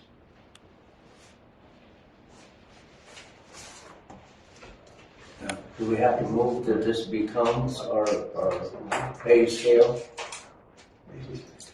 Yeah, you have to make a motion, but let everybody take a chance to. Yeah.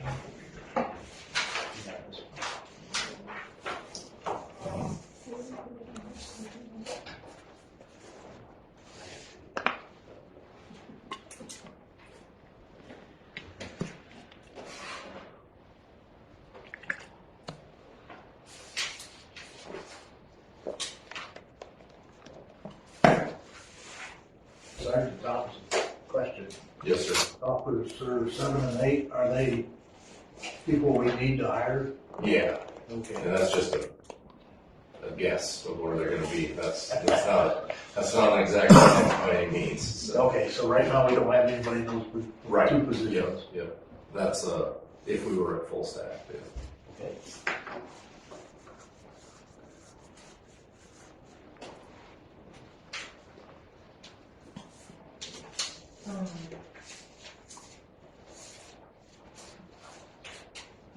So I might understand that this is the recommendation of the police committee that we accept this scale. It is. Okay. Well, did you make the motion? No, I was told to shut up. Let everybody take a chance to look at it. I move that we have this become, We got a thumbs up. oh, you did it already? No, Okay. no, there was a thumbs up from Don.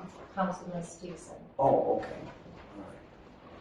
So I move that we accept this as our police scale and for pay in the future, and that's the end of my motion.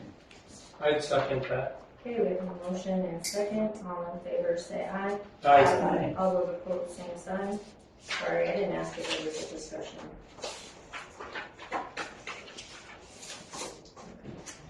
All said aye. Go ahead.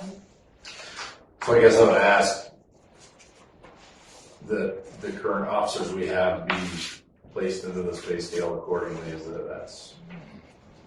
that's okay to do after the motion's been made, is that?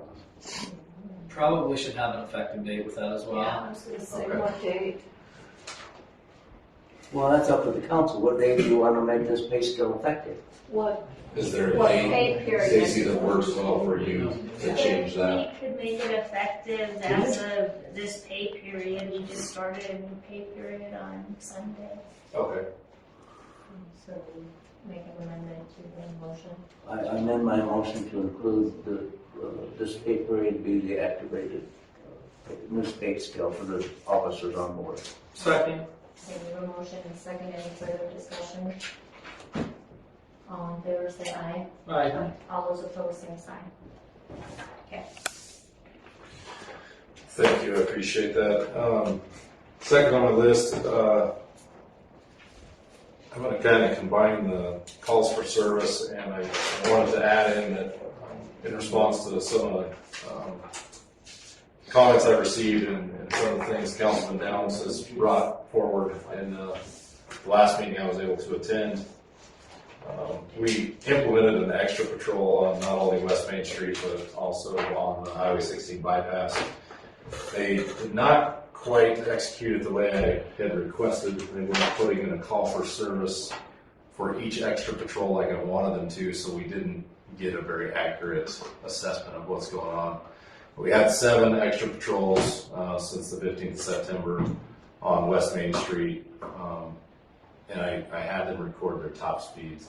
And the top speed I can find was 37 miles per hour, and 5 extra patrols on the bypass with a top speed of 48 miles an hour. I don't think those are accurate.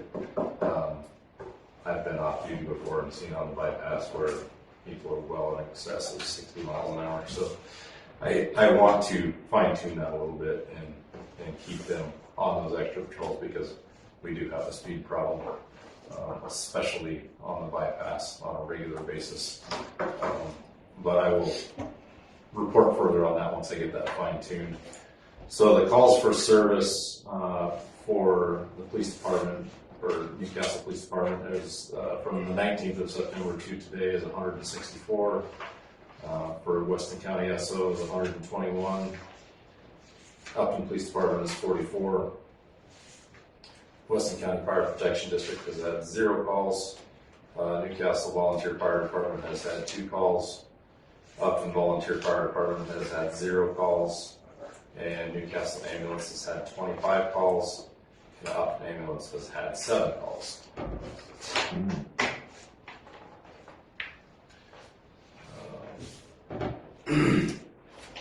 Moving forward, did anybody have any questions on that? Thanks for running the extra patrols. Absolutely, and like I said, we'll get it fine-tuned a little bit more where we can get some better numbers. We're putting them in a supervisor's log where they're not easy to track instead of putting in a call for service, which is how we're doing that. So we'll be able to track them better once I get everybody lined out there. The next item on my list is the Spillman Flex quote that the police department received in order to join, this was a cost that kind of came out of the woodwork of joining the Joint Powers Board that we didn't initially anticipate. So in order to buy the licensing for our computers for the police department, we got a bill for $62,387. I don't really have a good line item in my budget to pay for that. I think we have room, but I wanted to make the council aware of this, and I guess I should have asked the police committee some guidance on where to take that money from. I would say that Stacy over budget. Well, Greg's gonna be selling some equipment here pretty soon, Yeah. so maybe we can get some money. I have a question. Go ahead. So, this would be kind of for Dublin, but if we're paying for items that are ultimately going to be the Joint Powers Boards, can we keep track of these expenditures and put it towards our first payment with the Joint Powers Board? This is the licensing for.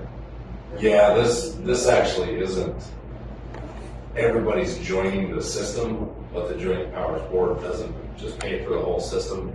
This is the licensing specifically for the police department because it'll be on our computers infrastructure that's owned by the city, not by the Joint Powers Board. Oh, okay. So this won't be actually part of what the Joint Powers Board is responsible for paying for. Otherwise, yeah, absolutely. I would Thanks float for that bill their way. the clarification. Yeah, this is for our infrastructure, not theirs. So Okay, understood.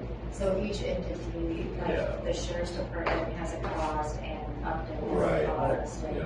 The snowman outfit's cleaning up. They're expensive. Yeah, they're expensive. And the next item I wanted to make the council aware of, we got a bill from Voice Products. This is for they call it a logger. It's basically a recording device that records radio traffic, phone traffic, all of that kind of thing. And it was something that was ordered, I believe, by our former IT person, and after joining the Joint Powers Board, we don't need it. It's a bill of $23,429. It was something that was, I believe, supposed to be paid for a while back. I'm not 100% sure. It's been installed here, but I got an email into them to try to see if we can return it, see if there's a restocking fee, see if we can sell it to somebody else who we don't really need it. It doesn't fit what we're trying to do. It's an analog only recorder. Based on what I've learned in this whole process, I'm not sure why it was ordered in the first place. So I'm trying really hard to get rid of it. I have a question. So if Wyoming goes down, they're still going to be able to use analog. Does the system that we have now able to record the analog? The recorder that is being installed, which was purchased by the county, it will record everything, analog, digital, the whole 9 yards. So, yes. Just wanted to make So sure. this would be redundant? It would be redundant, and frankly, it's unnecessary. So. I had been contacted by the prior employee talking about how she was receiving all kinds of, she was being contacted about this because it was delinquent. Mm-hmm. So she called and brought it to my attention, and I called Stacy, and I didn't know it was going to come up tonight in the meeting, so I'm glad it did. Yeah, like I said, I don't know what the plan with it was initially. I guess that's neither here nor there, but we don't need it at this point. So I'm trying really hard to send it back so we don't have to pay for it. But I don't know that there's nothing that simple. So I just thought I would make Maybe you could put it in his option. What's that? Maybe you could put it in his option. I don't know if we Don't dent it or scratch it. Yeah. And that's all I have, I believe. Okay. Thank you. Any questions for Sergeant? All right, City Attorney Dillon? Thank you, Madam Mayor. So I believe we tabled the garbage rates increase, and that would have been some weeks ago. We finally got those numbers back, which I have added to the copy that the council should have all in front of them. And I believe the only addition that we had from, or the only edits I should say that we had from the past meeting, which we discussed this, is under the tables for the 300-gallon capacity cans.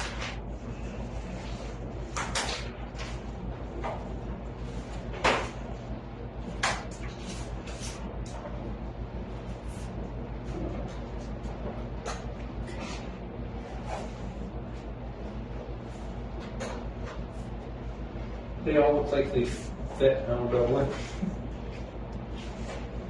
Yeah, the one value that we had was an error, I believe, for sure.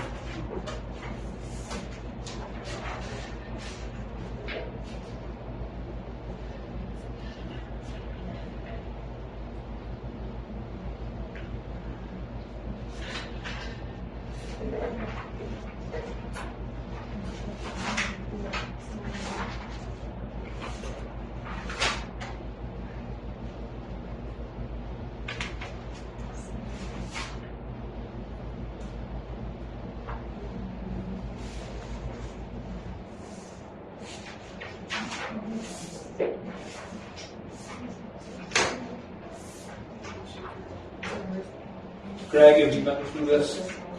Yeah, we worked, Stacy and I looked at it, yeah, I didn't get a copy of the final one. Yeah, look all right to you.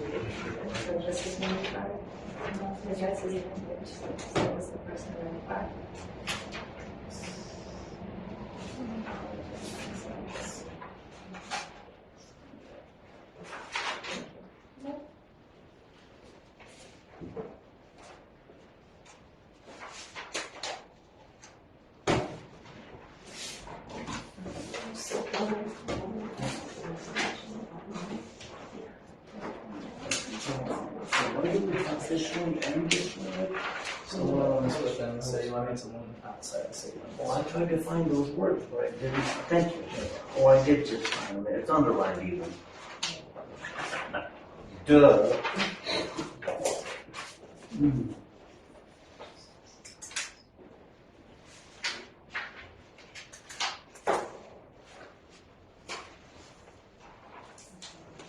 I'd make a motion that we commence with the first reading of ordinance number 7, series 2023.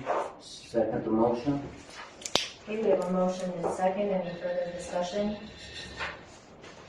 I'd like to maybe get this posted on social media so our constituents can see it and not be caught off guard. That's a good idea. Okay. Great idea. I don't get it. At our last meeting, we're kind of warned. Should we put it in But, the newspaper too? But yeah, social media was definitely the platform that everybody wanted us to move. Yeah, so I'll make sure that gets put on. Okay, any other discussion? All in favor, say aye. Aye. All those opposed, same sign. All right. Thank you, Madam Mayor. So at the last meeting, the council, I had discussed with the council the UBC precast contract. And basically, the time that I sent the letter, more or less giving them notice of the contract and the breach of said contract. I believe it was this date when the council wanted me to basically come back and give everyone notice that there was never any response from said company. So I'm basically asking for a motion to be able to file and recoup the expenses under the contract that the city is owed. So moved. Is that your second? Go get 'em. Okay. Any discussion? All in favor, say aye. Hey, Aye. All those opposed, same sign. Perfect. Thank you, Madam Mayor. During the last week concerning ordinance section 26-27, I would like leave to amend said ordinance And that ordinance is the sanitary sewers and building sewers and connections and the same to the public sewer. Basically to have some clarification, as Chuck said, as well as Greg, there just needs to be some different language in there just so that it's more clear. We talked about this in the sewer and water committee meeting. And I didn't bring my notes, but we were supposed to amend that ordinance so that it read wasn't it gonna say like the chief wastewater Responsible charge operator. responsible charge operator? Yeah. Which is what it's known, the position's known as by the state DEQ. Yeah, that's a certified position.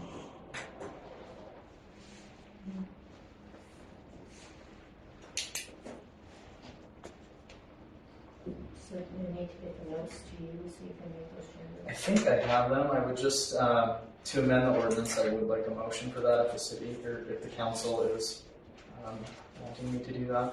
What's the ordinance number? It is section 26-27. I would move that we amend section 26-27 of the city ordinance to the appropriate verbiage.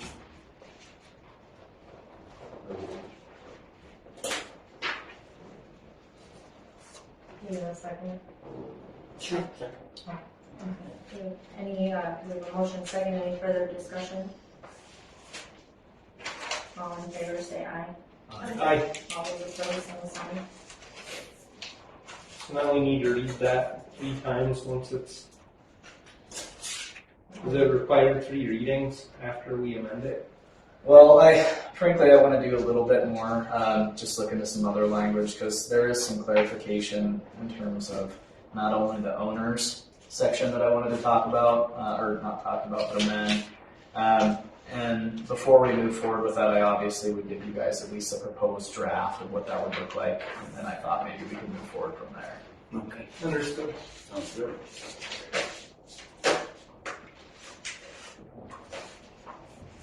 Anything else? Thank you, Madam Mayor, that's all. Okay, any questions for the city attorney? Thanks, Dolan. Thank you, Councilman. City clerk treasurer Stacy Harden. Madam Mayor. The only thing I have was I did send a reminder email out to the council regarding the workshop meeting with the town of Upton regarding emergency medical services. That'll be held Thursday, October 12th. I had heard previously from Councilwoman McCauley, Councilwoman Downs, and Councilwoman Stevenson that they were interested in attending. So I did go ahead and run an ad in the newspaper. I also sent you. I'm sorry. You said Downs. Oh, I'm sorry. Owens, I apologize. That's okay. I was looking at you. I knew it wasn't. I'm sorry about that. But I did go ahead and just default to running an ad in the newspaper in case we did have other members over that meeting. And that's all I have. Thank you. It's gonna happen enough about I mean- at the meeting. There's going to be a workshop in regard to emergency medical services. At the Upton City Hall. That's a question. Is that, We'll you get know, our our, approval. the thing that I'm just thinking, trying to get out. Any further questions for city clerk? We'll see. I'm sorry, John, no, that doesn't count as the public. So have you heard back from? I have not, I'm sorry. I did email Vicki Hayman today as well, because I have not heard back on the public training for the Department of Audit. I haven't gotten any more information on that. As soon as I do, I'll let you know. All right, any standing committee reports? Yes, Madam Mayor, there was a water committee meeting, some of which was covered in Public Works Supervisor Stump's report about future projects to be put on the IUP. And then we also discussed some of our contracts and our memorandum of understanding with the senior housing for how their water is furnished. It was the committee's recommendation to move forward with the contracts that were put together. So I would make a motion that that Greg be allowed to work with Attorney Hughes to update those contracts and memorandum of understanding. Second. Okay, we have a motion and a second. Any further discussion? All in favor say aye. Aye. All opposed, same thing. I'm a little late on the punch, Madam Mayor. We're updating those contracts because they've been out of date for a really long time. So they needed to be revisited, just so the public understands. And then we also covered,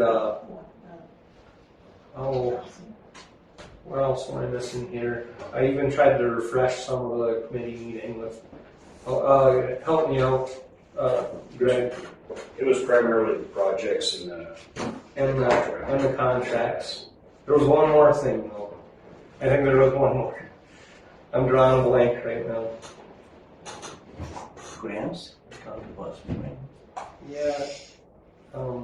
It was projects, and then the out-of-date contracts. These committee meetings get involved, everyone. So I'm missing something. We need a secretary to keep notes. Oh, I don't have that with me, so I'm not sure what it was. Okay, well I'm sure that it'll come up again then. We can move on. It wasn't that important. We have two important things going on. Alright. Anything else for committee reports?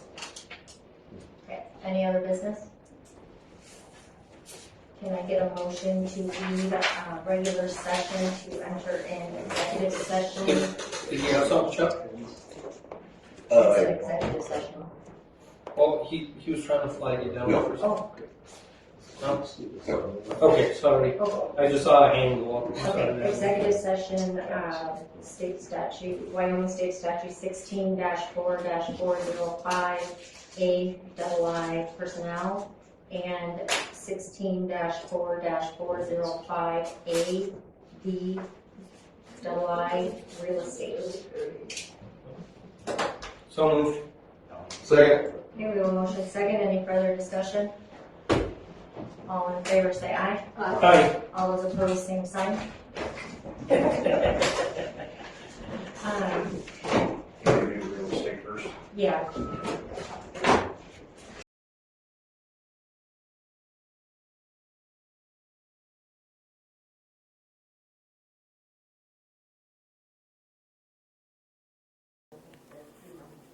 For first property 514 Elk Mountain Drive. To put out well, this is the contract with the real estate agent to sell it. I move that we allow the real estate sales lady to put this contract into effect. Okay, and that's on 514 Elk Yes. Mountain. Second. Okay, we have a motion and a second. Any further discussion? Okay, all in favor say aye. Aye. All those opposed, same sign. So we were out of executive session and Chuck was hanging around because he wanted to see the sale go through. Yeah, and you forgot the meeting.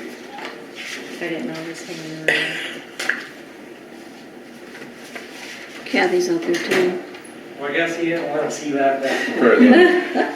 Might be down in his office. Okay. Drain plug out right now. In regards to that same said property, 514 Elk Mountain Drive, we, the council, have received an offer on that property for $24,500, which is $5,500 below asking price. I move we accept the offer on the property at $24,500. I second that. What about, 25. Oh, is it 25? Yeah, sorry. Oh, sorry, what was- I just was saw there any the on the other bottom. side? I looked at that, sorry. Did- Sorry, did- it's for did- 25,000, I got that. and there's an earnest of $500 deposited. She was the cook at the senior center. Okay, I move that we accept the $25,000 for that piece of property. So, I need to ask you a question here. Well, Huh? we need a second, and then we can discuss it. They're Councilman Stevenson's neighbor now. I second. Okay, we have a motion and second, any further discussion? Frontier. Do you have No, I a, was just curious about what Wellman's offered The for other the other side lot of the that's neighbor. that was on the other side. So I hope it's less than what this one is, I don't know, because they wanted that other lot, okay. and if it's, Anyway, if it's less, it's in the paper, it's gonna be hell. Maybe we should How call long them ago and make was an offer. that? How long ago was it?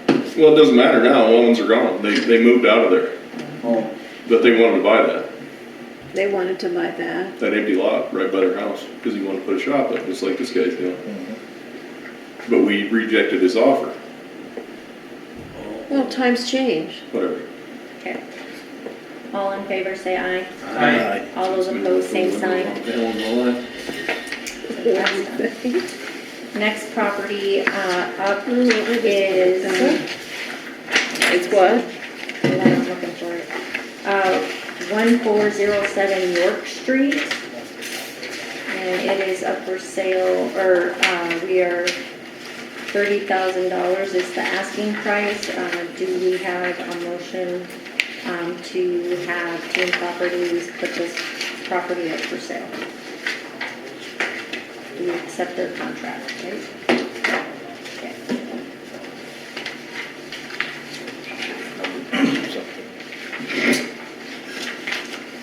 Yeah, it's pretty bad.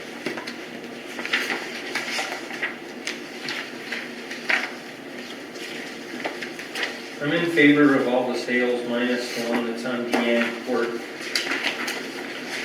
Okay, so we have We have- 1407 York Street, and then we have 720 Morrissey Road, So there's the offer on this one too. and Where's the kid park? And then Deanne.